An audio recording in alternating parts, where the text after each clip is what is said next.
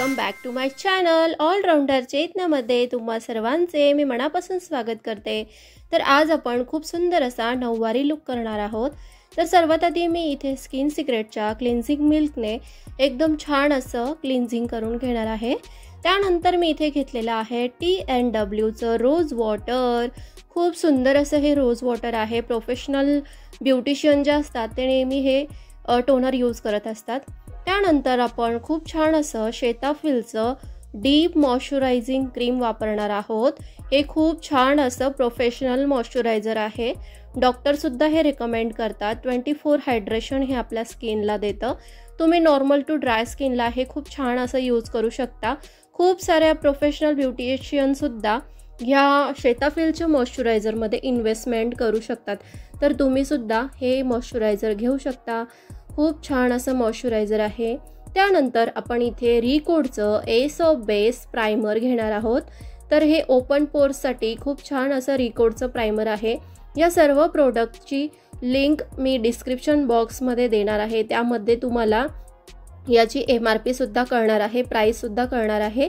तर जिथे जिथे आपले ओपन पोर्स असतात ना त्या ठिकाणी आपल्याला हे रिकोडचं प्रायमर लावून घ्यायचं आहे। तुम्ही कोणतंही प्रायमर इथे यूज करू शकता। त्यानंतर मी इथे Recode studio pro strobe cream with shea butter आणि हायरोलॉनिक ॲसिडचं हे असं स्ट्रोब क्रीम आपण लावून घेणार आहोत। तर इथे 2 शेड आहेत माझ्याकडे, एक गोल्डन आहे आणि एक रोज गोल्ड आहे।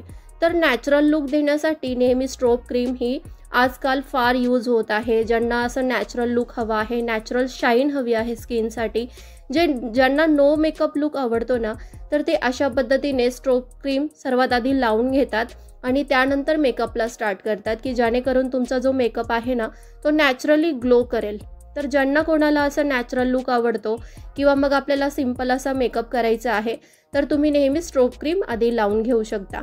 त्यानंतर मी इथे क्रायलॉनचं डर्मा कन्सिलर पॅलेट घेणार आहे। तर हे दिल्ली पॅलेट आहे माझ्याकडे, याच्यामध्ये भरपूर प्रकारचे शेड असतात। तर मी इथे एक शेड घेतलेला आहे, थोडासा फेअर टोनचं इथे कन्सिलर घेतलेला आहे।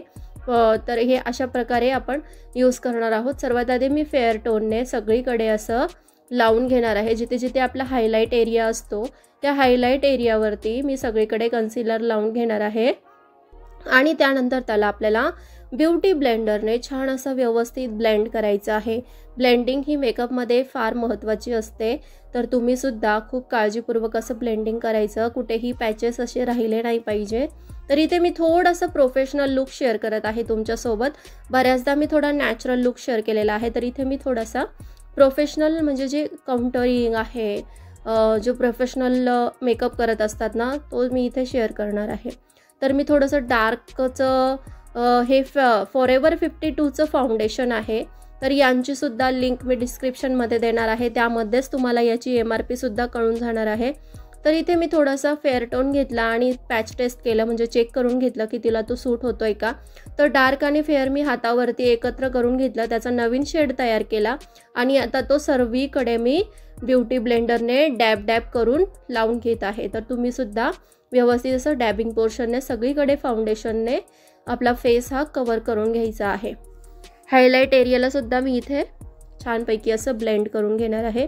आपल्या गळ्याचा भाग विसरायचा नाही आहे। त्यानंतर इथं फॉरेवर डेली लाईफचंच फॉरेवर 52चं डार्क कलरचं फाउंडेशन मी इथे घेतलेलं आहे आणि ते डार्क फाउंडेशनसुद्धा मी सगळीकडे असं व्यवस्थित ब्लेंड करून घेणार आहे। जिथे जिथे आपण काउंटरिंग केलं होतं त्या ठिकाणी मी ते लावून घेतलं। त्यानंतर इथे मी रिकोडचं कॉम्पॅक्ट पावडर घेतलेलं आहे, Recode S of base translucent powder. तर हे सर्व आपला बेस जो आहे तो लॉक करणार आहे। खूप छान असं इथे आपल्याला प्लेन फेस दिसणार आहे, कुठेही पॅचेस दिसणार नाही। तुम्ही कोणत्याही ब्रँडचं यूज करू शकता। तर रिकोड मी सध्या न्यू परचेस केलेला आहे माझ्या व्हॅनिटीमध्ये, तर मी म्हटलं तुमच्यासोबत थोडंसं शेअर करूया। त्यानंतर मी इथे आता प्रिटी ऑल सेटचं असं आय शॅडो पॅलेट घेतलेला आहे आणि तिच्या साडीचा जो कलर आहे त्याच कलरच्या कॉम्बिनेशनने मी आज मेकअप करणार आहे। तर सर्वात आधी मी ब्ल्यू कलर घेतला आणि आपल्या कट क्रीजचा जो एरिया आहे आयबॉलचा त्या ठिकाणी सर्व व्यवस्थित असं ब्लेंड करून खूप सुंदर असा शेड मी इथे तयार करणार आहे। त्यानंतर मी थोडंसं ब्लॅकिश कलर घेतलेला आहे आणि कॉर्नरला सुद्धा थोडंसं ब्लॅक थोडंसं मर्ज करून घेतलं, एकजीव करून घेतला आणि अशा प्रकारे आपला खूप छान असा आय मेकअप तयार झालेला आहे। इथे मी सिल्वर कलरचा आय शॅडो थोडंसं आपल्या आयबॉलच्या ठिकाणी लावणार आहे, कारण तिच्या साडीच्या कॉर्नरला सुद्धा सिल्वर कलरची डिझाईन होती। तर अशा प्रकारे आपला आय मेकअप इथे झालेला आहे। तुम्ही सुद्धा तुमच्या साडीच्या कलरच्या हिशोबाने आय मेकअप करण्याची प्रॅक्टिस करत जा। खूप छान अशी प्रॅक्टिस केल्यानंतर आपला आय मेकअप खूप छान होतो आणि पॅचेस दिसत नाही। खूप छान असं ब्लेंडिंग आपल्याला आय मेकअपमध्ये आलं पाहिजे, तर त्यासाठी तुम्हाला प्रॅक्टिस ही फार फार फार महत्त्वाची आहे। तर आपला मेकअप जेव्हा पूर्ण होईल ना, तेव्हा तुम्हाला खूप छान दिसणार आहे। असं एवढं व्यवस्थित दिसत नाही आणि कॅमेऱ्यामुळे थोडासा प्रॉब्लेम येतो, सारखं शेड चेंज होत आहेत फेसचे। जिथे जिथे मी काही फाउंडेशन कन्सिलर लावलं तर ते थोडंसं वेगळं कलर दिसत आहे। त्यानंतर मी इथे खूप छान अशी MNची आयब्रो पेन्सिल घेतलेली आहे आणि मी आता आयब्रो डिफायनिंग करून घेणार आहे। तर अशा प्रकारे मी आयब्रो डिफायनिंग करून घेतली आणि ब्रशने त्याला स्मच करून घेतलं। मला थोडंसं सिल्वर कलर अजून हवा होता, तर मी थोडासा सिल्वर कलर पुन्हा आयबॉलवरती लावून घेतला आणि थोडासा पिंकिश कलर मी इनर कॉर्नरच्या ठिकाणी थोडासा स्मच करत आहे। मला थोडासा टच करावंसं वाटलं आणि थोडंसं कॉम्बिनेशन हे असं मिक्स करण्याची इच्छा झाली, तर मी अशा प्रकारे इथे थोडासा पिंकिश कलर ॲड केला।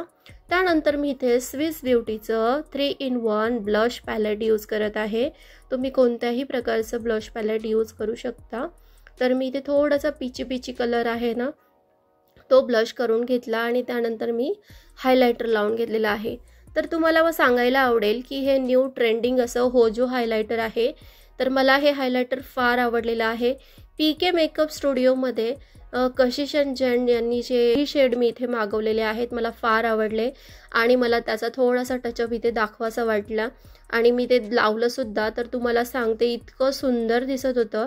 तर याची MRP सुद्धा फार कमी आहे, तर तुम्ही डिस्क्रिप्शनमध्ये जेव्हा बघाल तर तुम्हाला सुद्धा फार आवडणार आहे। तर तुम्ही सुद्धा या होजो हायलायटरमध्ये इन्व्हेस्टमेंट करू शकता।